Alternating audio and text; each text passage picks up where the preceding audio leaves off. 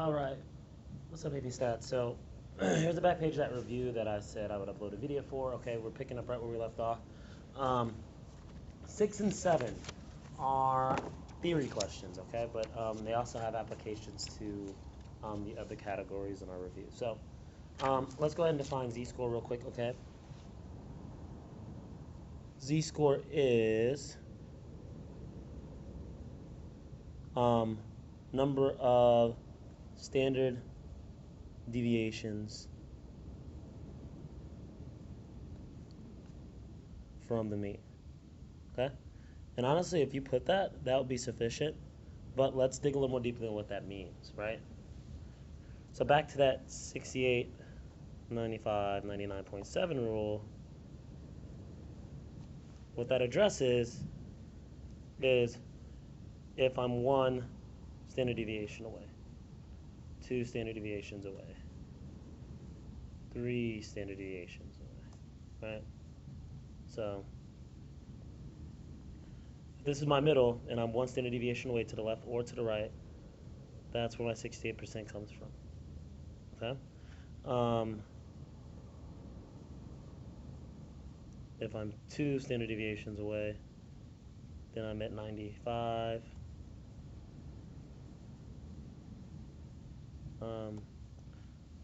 And then if I'm 3 away, I'm at 99.7, okay?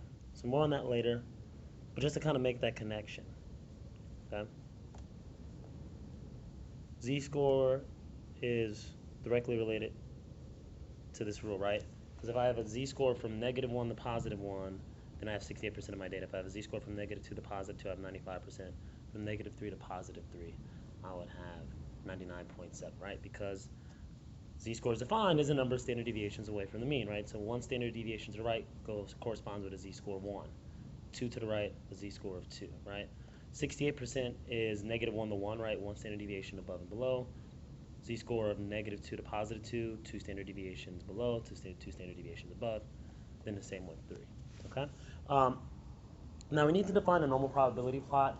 We touched on this briefly, but it was not something we spent a lot of time talking about, okay, but it is important, right? When we're checking for normality, right, the 3 ways we have is from a histogram, a normal probability plot, and then the third would be checking the 68, 95, 99.7 rule. So we'll get to that in a little bit. But in the meantime, the way a normal probability plot works is that it plots my x versus my z, okay? Now what that actually means is, in my data, right, if something looks close to normal, I should have something that looks pretty close to a straight line, right? And I'll explain why. Each of my data points, each of my x values has a different z-score, right? We could plug in the z-score or plug in each of these x values into a different z-score and get a different one out, right? But my smaller x's should correspond with negative z-scored, right? And assuming my mean is somewhere around here, right? A data point like this, right? Below my mean, z-score would be below 1. Or sorry, below 0, okay? Z-score will be negative, right? And one over here would be above x bar. Z-score would be above 0. Okay? Now something right on the money around here would be approximately equal to the mean. Z-score is approximately going to be equal to 0, right? Now, the idea is that if I have a normal distribution, this should look like a straight line, because what that means is I have symmetry along both sides, right? It means my negative values are spaced out in a similar way to the values on my right side, right? Now we're about to look at examples that are not the case. Okay? So let's go to number 8, A, and then B, and then we'll go back to number 7, okay? So it says assess normality based off of the histogram and the normal probability plots, okay? This is the land areas for the 50 states, right? So each data point corresponds with the area for a particular state. We don't know which states are which, but it's not a big deal. Okay, you could probably conclude that this one is Texas or Alaska because it's really big. So the point being here that we have skewness, right? We can look right off the back and tell that this is not going to be symmetric. It's not going to be normal, right? It's skewed right. Okay. Now, I could also verify that with this plot, right? And here's how I can tell. This is my z-score of 0, right? And notice I have this huge cluster of values, right, that are not really going in a straight line, right? It's just getting more and more spread out, right? Z-scores are increasing quickly, right? It's almost in a curved manner, right? What we're looking for is a straight line, right? It should look something more like this, right? The data should be running along this line, but it's not, right? And that shows skewness, right? The way this data is spread out funky shows up like this on a normal probability plot, right? Moving on to the next example. This one looks closer to normal, but I would say close to symmetric. Slight skewness to the left.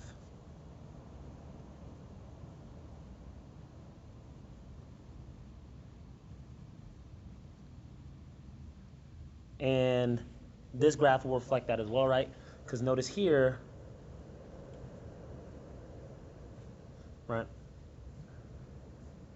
lower x values. These lower x values right here run off of the line, right? They deviate from the line.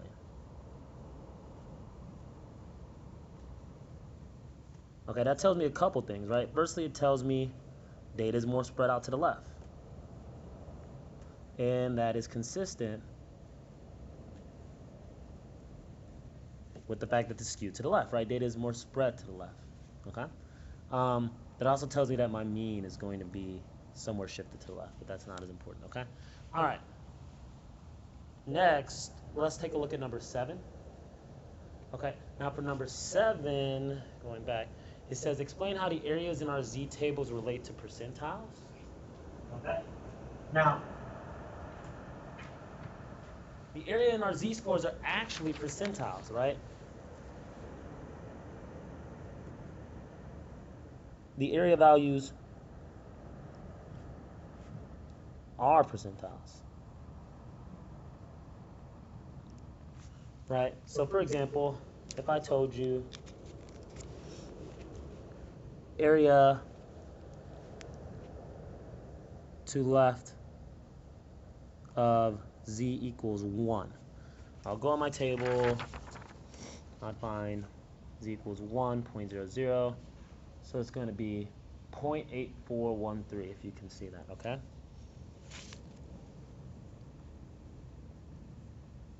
So if I had a value that gave me a z-score of 1, it would be at the 84th percentile.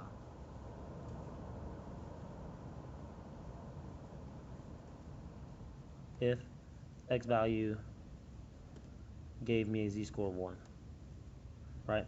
If I plug it into my equation, right, this equation right here, and got a score of 1, okay? So I plugged into that formula and got a z-score of 1, I would be at the 84th percentile because 0.84 of my data is the area to the left of that value, okay? All right, moving on. Now to number 9, okay? Now this one wants me to assess normality off of a data set, right? So for number 8, I was assessing normality based off of a histogram and a normal probability plot. For this one, I'm now assessing normality off of a data set, right?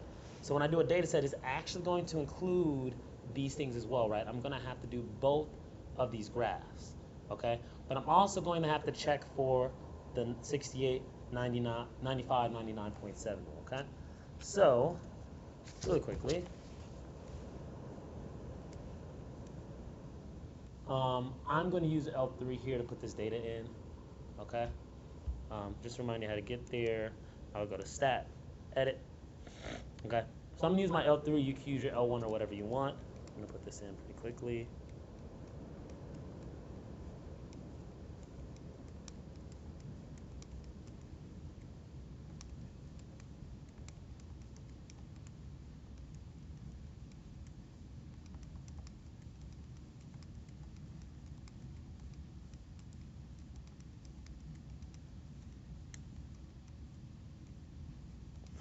There are a lot of repeats, so be wary of that, okay?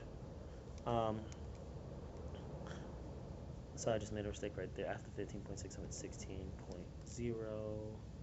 Then it's another 16.0, 16.2, 16.2, 16.3, 16.4, 16.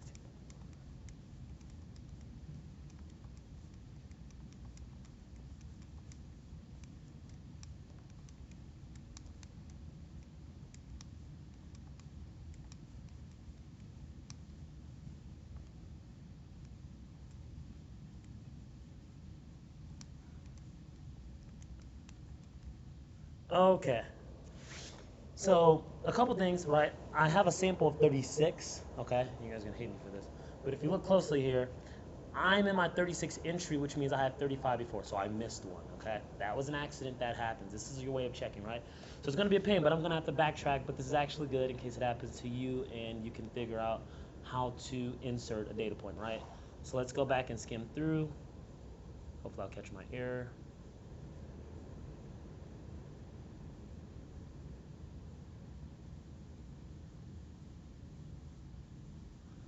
Okay.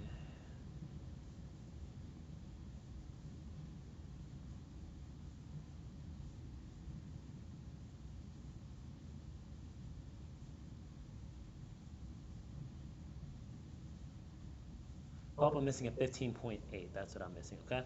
So I forgot to put in this data point right there, okay?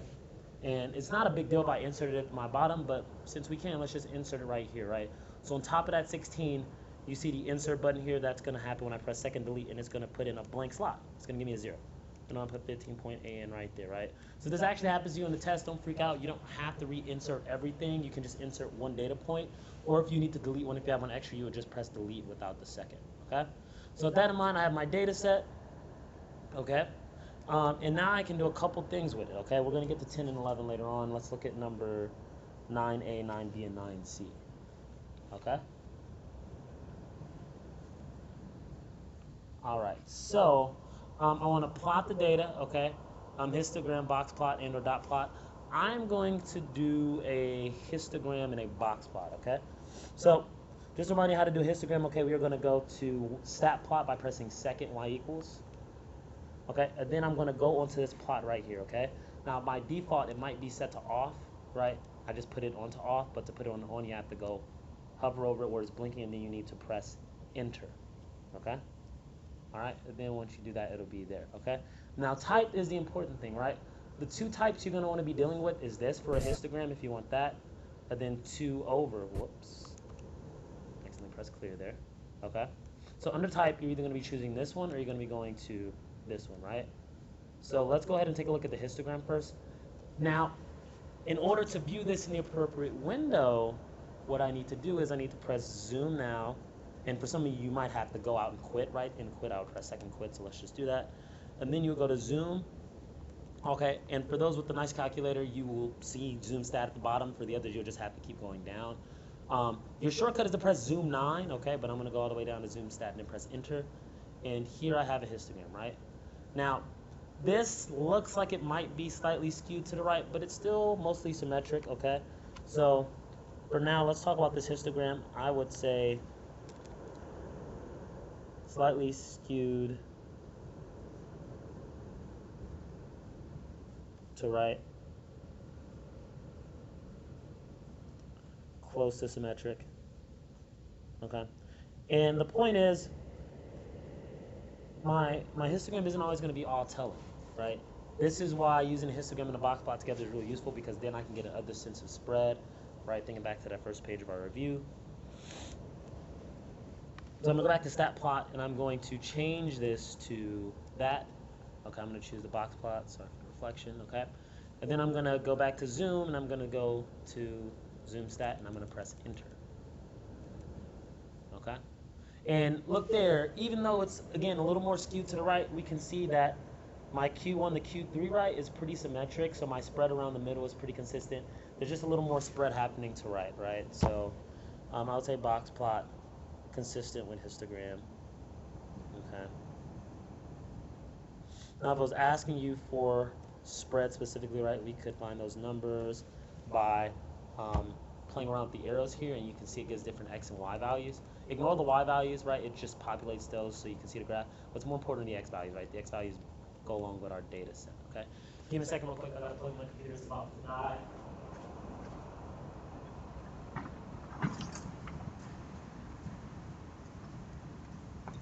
All right. So looking at those two, right, that is one way to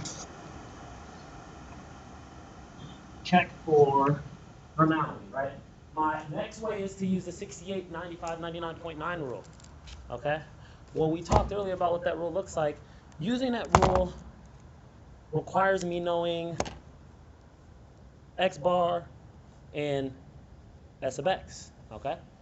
And to find those, I have to once again go back to my calculator. We could do this by hand, but that would take a very long time, right? The expectation now is that we are comfortable enough with these to be able to compute these on our own, right?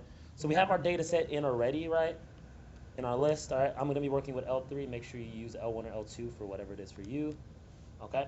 So jumping back now, we will go to stat, and then you'll go to calc, and then you go to one bar stats, okay? Now, for some of you, okay, it will actually show one bar stats on this regular screen right here, and it'll just say one bar stats across, right? And if you do that, after you do that, you would put second, and then 1, 2, or 3 for L1, 2, or 3, right? It's got to be consistent with your data set. For the newer calculators, it actually lets you determine all that stuff ahead of time, right here where it says list. Right? I don't want L1, I want L3 specifically for my data set, so I'm going to press second 3, and that's going to give me L3. Then I'm going to go to calculate. Okay, then it gives me some summary statistics. My x bar is 15.825. Okay, my s sub x is going to be 1.217. All right, we'll go to 3 decimal places. Now the idea is that when I'm checking my 68, 95, 99.7 rule, we're going to break this up into 3 groups. All right, here's my 68%. Here's my 95%, and here's my 99.7%. I need to find the interval that is 1 away from my standard deviation from my mean, right? So x bar plus sigma, x bar minus sigma, all right? For 95, I need to do 2 times my standard deviation.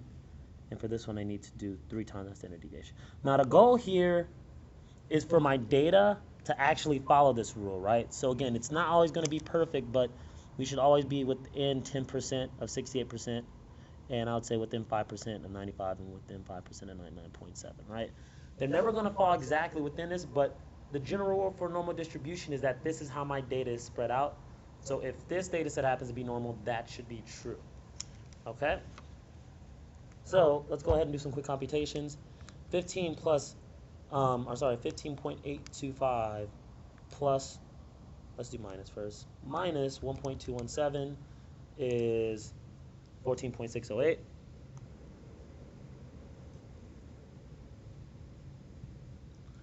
Okay, and then I'm going to put in the same thing. You can actually go back on your history and press enter, and then go in and replace it with plus, and that is going to give me 17.042. Okay, now what I'm doing now is I'm going to look at these data and figure out how many fall between that interval, right? So I know my total is 36, right? So I'm going to be having division by 36, but I actually need to count the number of data points in between this range, okay? So my cutoff is going to start at 14.7, right? 14.6 is just below it. And we're going to count all the way until we get to 17.0, right? So that's 1, 2, 3, 4, 5, 6, 7, 8, 9, 10, 11, 12, 13, 14, 15, 16, 17, 20, 21, 22, 23, 24. So 24 over 36, okay? And when I do 24 divided by 36, sure enough, I'm at 67%, which is super duper close to 68%, right? So far so good, right? My data points are spread out in a pretty normal manner. 67% of my data is 1 standard deviation above or below my mean. Okay? We continue. Okay? This time I'm going to do 2 times 1.217, okay? And that's going to give me 13.391. Then I'm going to do plus, and that gives me 18.259, okay? Still dividing by 36, which is my total, okay?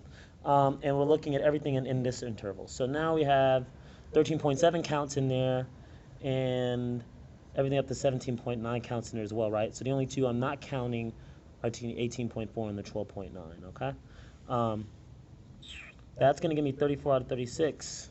So 34 out of 36 of my data points fall in this range within 2 standard deviations above or below my mean.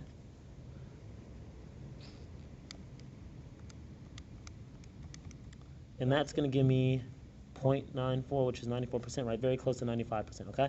Now, I trust your ability to compute this, but I'm going to let you know now, once we do these last ones, right, I will have 100% of my data within 3 standard deviations of my mean, right? So this is really, really consistent with that 68, 95, 99.7 pattern, right? Definitely within my 10%, 5%, 5%. These are normal, right? And that basically validates everything that we talked about to this point, okay? The last way I'm going to check for normality is by doing a normal probability plot. Now, we just talked about what those look like, but we're going to talk about how to do it on the calculators now, okay? And then there's actually a little glossary in our book on how to do this, okay? I want to say it is on page 125. Yep, 124. Nope, I just lied to you. It's going to be on page 128, okay? All right, so if you go to 128 right here, you see it says normal probability plot. Okay, this is page 128. So we're going to be looking at this. We already have our list entered in, okay? And we're going to go to stat plot. Okay, so we're going to go to stat plot again, okay? And this time,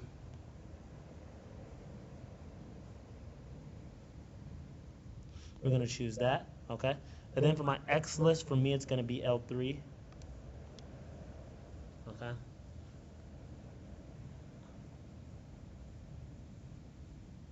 And then for my Y list, I will use, how's this going to work?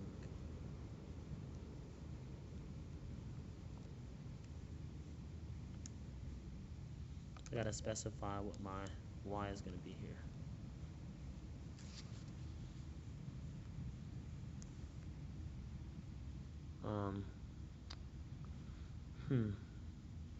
Thought it was going to give me,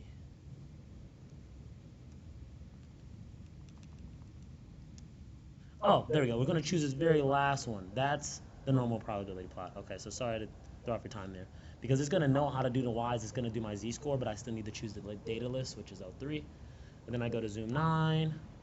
And sure enough, we get a dot. And it looks like it's in a perfect straight line, right? Which makes sense. It means that these values over here, which are below my mean, have a negative Z-score. And the ones that are above have a positive Z-score, right? Because my Z is my Y. Positive Z-score to the right of my mean. And if you forgot, look back at our example real quick. But this isn't a straight line, right? It shows that my spread is consistent, okay? All right. Number 10 and 11. Okay. Let's just answer this real quick. Now, how would my mean and standard deviation from number 9 change if I attached a new piece to each refrigerator, increasing the capacity of each by 3 cubic feet? I will be adding 3 cubic feet to each of these data points, okay? That's going to change my mean by positive 3.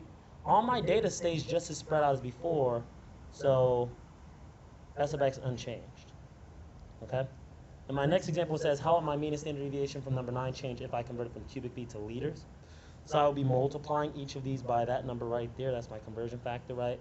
So X bar changes by factor of 28.32. S of x changes by the same factor, right? Because since I'm multiplying my data, the spread actually happens to it, right? Whereas when I'm adding it, just the spread stays the same. Okay, hope you guys find this helpful. If you have any questions, email me. Sorry for the length of this video, but I want to go into some detail and thought into my explanations. And yeah, we'll see you guys tomorrow for the test.